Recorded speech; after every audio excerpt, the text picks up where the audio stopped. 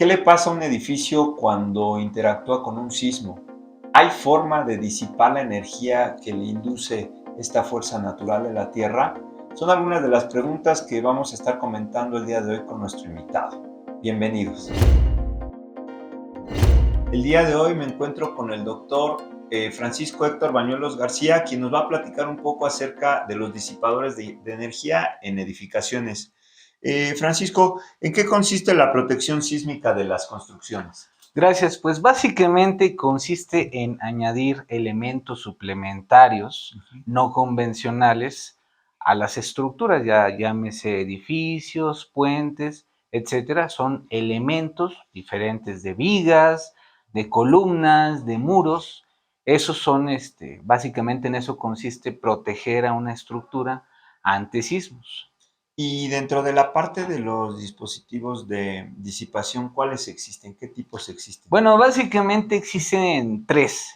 Los activos, que a través de un algoritmo generan fuerzas para contrarrestar las cargas laterales, que puede ser a través de viento o bien a través de sismo. Estos tienen la desventaja que se requiere de una fuente de alimentación externa. Y sabemos que durante un evento sísmico podría ser que la energía eléctrica no funcione.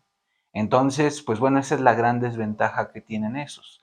Los segundos son los semiactivos, los cuales calculan fuerzas, pero fuerzas las requeridas de acuerdo al sismo que se presente. Es decir, mediante un algoritmo se detecta la aceleración y se calcula la fuerza necesaria para contrarrestar. Estos también requieren una fuente de alimentación, aunque la energía que se requiere para hacerlos funcionar es muchísimo menor. Por último están los pasivos. Estos dispositivos pues son los que se utilizan con mayor frecuencia. Esos no requieren de una fuente de alimentación externa. Por ejemplo, si llega un sismo, conforme se presente el movimiento, estos dispositivos van a ir actuando poco a poco. ¿Sí? Bueno, dentro de estos, pues existen muchísimos. Se activan de acuerdo a la respuesta estructural, llámese desplazamientos, como pueden ser las hadas, las tadas, las velocidades, como pueden ser los amortiguadores de fluido viscoso, también los viscoelásticos, entre otros. Entonces hay una gran gama de dispositivos de esta naturaleza. Y desde tu punto de vista, ¿cuál sería el mejor de estos? Bueno, ese es un tema muy interesante porque estrictamente hablando, pues lo mejor sería que cada dispositivo utilizara la fuerza necesaria para contrarrestarlo, pero bueno, debido a la situación de que si no se tiene una fuente de alimentación externa, pues depende de todo. O sea, no es que uno sea mejor que otro. Aquí lo que interesa es ver cómo se van a colocar de forma estratégica.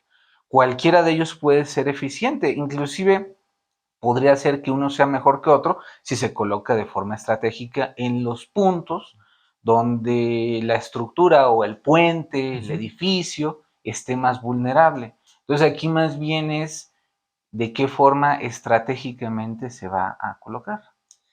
En cuanto al tema de costos, ¿qué nos podrías decir? Bueno, es que ahí, como sabe, pues bueno, en una estructura, el costo es el costo inicial más el costo de las reparaciones. Entonces, obviamente, si se incluyen este tipo de dispositivos, el costo al inicio va a ser mayor, pero a la larga va a ser mejor porque los costos de reparación se van a reducir e inclusive se podrían hacer estructuras con elementos más esbeltos. Por ejemplo, si tienes una columna de 70 por 70, a lo mejor con estos dispositivos puedes poner una más pequeña. Entonces, te abate los costos iniciales. exactamente. Entonces, colocándolos de forma estratégica, puede ser que sí. Ahora, efectivamente, pero si se quiere rehabilitar, pues definitivamente va a ser al principio el costo más alto, pero a la larga va a ser mejor. Entonces también hay otra cosa, por ejemplo, en la rehabilitación, por ejemplo, hay algunos, no todas, pero por ejemplo, las hadas y las tadas, cuando llega un sismo, puede ser que se fundan o que fluyan, mejor dicho. Ya nada más se Son como cambian. unos fusibles. Exactamente, esa es la analogía que hacen con algunos. Y aprovechando, ¿nos podrías hacer un pequeño esquemita Sí. muy sencillo de... Por ejemplo, tenemos así un edificio. Muy bien. Ok, con sus marcos. ¿Sí? Con sus crujías. Entonces, por ejemplo, un amortiguador de fluido viscoso se pueden colocar así, de esta forma, en forma de zigzag. Es importante para que las fuerzas axiales no aumenten significativamente y eso genere que la cimentación sea muy costosa. ¿Sí? Es importante colocarlos de esta forma. Y respecto a estos fusibles que comentábamos, ¿me repites los nombres, por favor? Sí, por ejemplo, son las HADAS. Muy bien.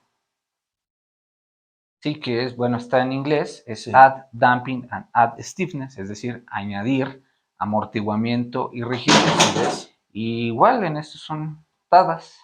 Entonces, básicamente, cuando llega un sismo y fluyen, fácilmente se puede cambiar, que es muchísimo mejor reparar esos que una viga. O sea, tú sabes que una viga, por ejemplo, cuando empieza a fluir, vamos a suponer de concreto, no es nada sencillo repararla. Claro. Y pues ya nada más aquí en este caso, se cambian los dispositivos por unos nuevos. Una consulta. Esto es conveniente, como bien nos decías, para construcciones nuevas, ¿verdad? No tanto para rehabilitación. Es decir, una construcción nueva, pues ya lo tiene diseñado y ya va a trabajar como se pensó. Pero, por ejemplo, en el caso de un edificio que no lo tuvo de origen, tuvo un evento sísmico y se le quiere poner, es más complicado. No, de hecho es muy bueno, es una alternativa de rehabilitación, porque inclusive tú sabes, no siempre se puede poner, vamos a suponer, llega el sismo, no pasó la estructura, entonces hay que añadirle resistencia. Entonces no siempre se puede poner un muro. ¿Sí? Entonces ahí es donde entran estos, que es más bien para rehabilitar. Ahora ya tengo mi estructura, haces la rehabilitación, por ejemplo, de los elementos de concreto, con, por ejemplo, con fibra de carbono, pero tú sabes que no va a recuperar la resistencia que tiene. Inclusive hay que añadirle más porque cada vez los reglamentos se hacen de tal manera que las ordenadas espectrales, las demandas de diseño son más grandes, entonces ya no va a pasar. Entonces una alternativa es esto, colocarlos, aumentar la resistencia y con eso igual, te digo, no es tan fácil, por ejemplo, poner un muro. No siempre se puede. Entonces, esta es una alternativa de diseño. Tiene sus ventajas y desventajas. Claro.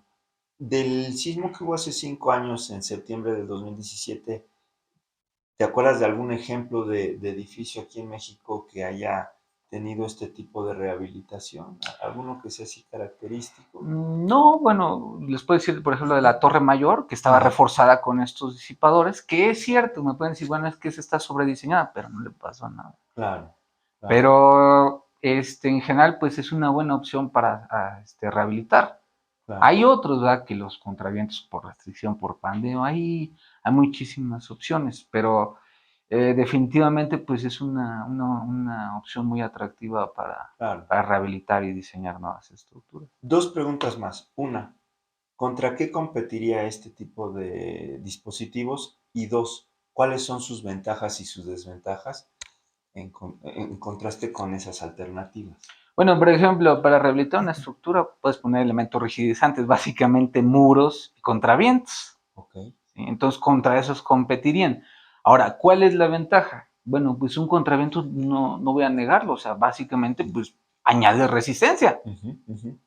Puedes añadir resistencia, pero igual, bueno, puede llegar el momento en el que fallen y pasa lo mismo. Ahora, compiten exactamente contra, por ejemplo, los amortiguadores de fluido viscoso. ¿Qué ventaja tienen estos?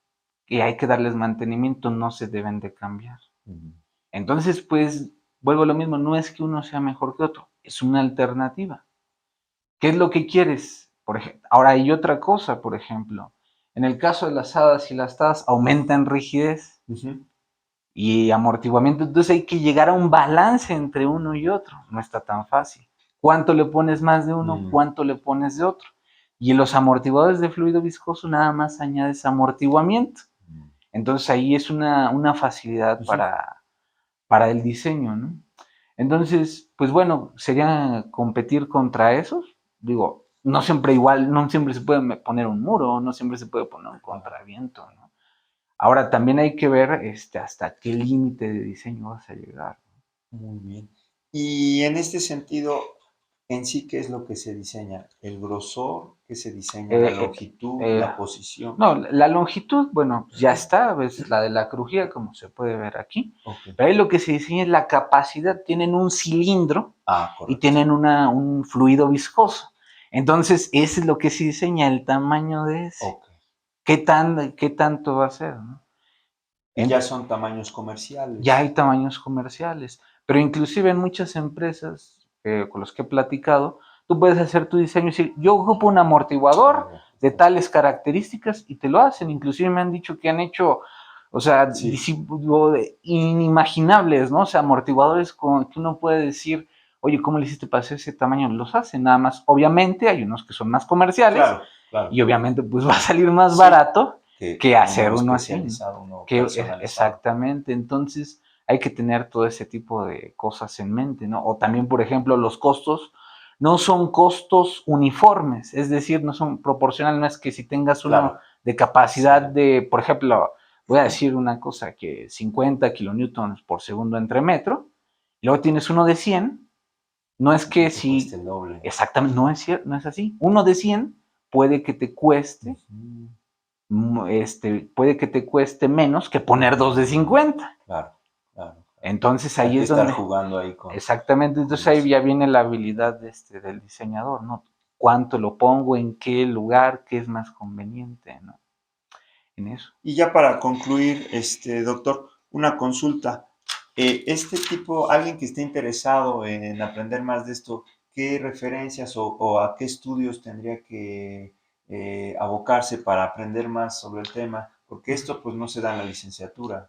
Bueno, aquí en la UAM sí se da un poquito en la materia de análisis estructural 2. La última unidad es disipadores de energía. Okay, pero ya si se quisiera especializar un poquito más, bueno, pues obviamente habría que entrar a un programa de maestría, pero básicamente pues es que le guste ingeniería sísmica, dinámica estructural, y ya a partir de eso pues ya se puede ir empapando de esos temas, ¿no? Por ejemplo, los libros clásicos de dinámica estructural, por ejemplo, el de Chopra, ahí viene mucha parte de eso, ¿no? Y hay otros que literal viene, por ejemplo, el de Zung, analice en la referencia de Zoom, que es disipadores de energía, ahí vienen muchísimos disipadores de muchos estilos, de muros, hay hasta una especie de muros que igual sirve para eso, ¿no?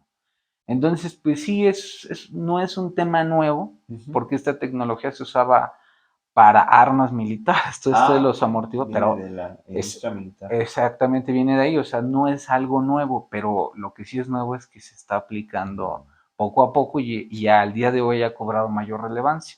Inclusive algunas personas me han comentado que ya en futuros reglamentos ya casi se va a exigir que se tengan sistemas de protección. Entonces ya es un tema que muy probablemente va a cobrar mayor relevancia conforme pase el tiempo. Y normas, exactamente. todo. Por ejemplo, en el tren México-Toluca hay unas partes que ya traen sus amortiguadores. Entonces ya en muchas partes ya esto está cobrando mayor relevancia. Entonces, pero aquí lo importante es, o sea, sí es cierto, puede salirte más caro. Sí, pero a la larga. A la larga. Pero también si los diseñas adecuadamente puede que te ahorres más a la larga. Claro. Muy bien. Pues muchísimas gracias al doctor Bañuelos por compartirnos pues todo esto acerca de los temas de disipación de energía en edificios. Sabemos que estamos en un país altamente sísmico, entonces es relevante para la comunidad de arquitectura e ingeniería civil. Muchas gracias, doctor. Gracias y a usted. Seguimos aquí en la Facultad de Ingeniería de la Universidad Autónoma del Estado de México. Gracias.